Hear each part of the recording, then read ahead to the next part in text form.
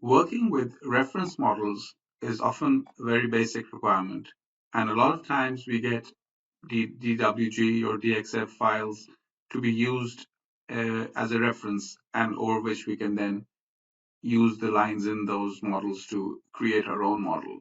In COMOSYS, this is possible, and all you need to do is import the file. So for example, if you go to the File menu, in the import section, you have a DXF 2000, for example, which you can use in this case. So let me choose that option, and it brings up a dialog box, which is for the import of DXF files as reference models. And I can press these three buttons over here, and I can go and browse in my file browser, and I can choose any DXF which I want. I'm going to choose a section over here. Now, what it does is it's going to bring that section in, and what it does is it shows you all the layers which it finds in that DXF. And you can then decide whether you want all of them or you want to not have some of them before you actually import the drawing.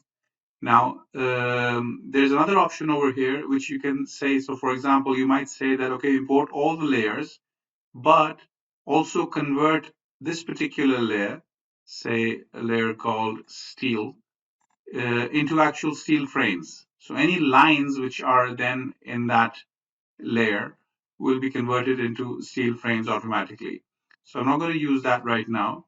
We can discuss this later. These are the objects which will be imported from the 3D DXF file. This is the origin of import according to the current work plane, and this is the scale at which it will be imported. So if I just press import, I can see that this whole DXF file has been imported into my model. Now, obviously this is a section, so it's incorrect to import it in the plan view. So what I can do is I can delete that, and I can maybe take a section from here. So let's go to my view command and take a view by 2 points. And in my view with 2 points, I can change my work plane to come to that. So now my work plane is in the sectional view, and I can go back and import my DXF layer again, the same file. I just say import, and now it's there, and I can see it that previously it was in the plan view, but now it is in the sectional view, because that was my work plane and my view in which I imported my reference model.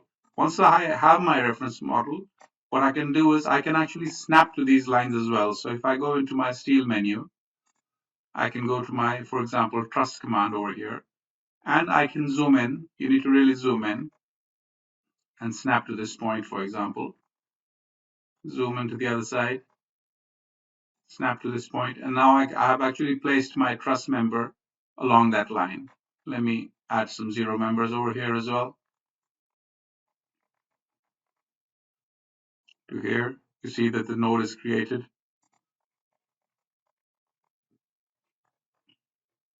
Zooming out, adding another member. Now, one thing I want to mention at this point is that usually the DXF files which we find in the industry are not necessarily of the highest accuracy.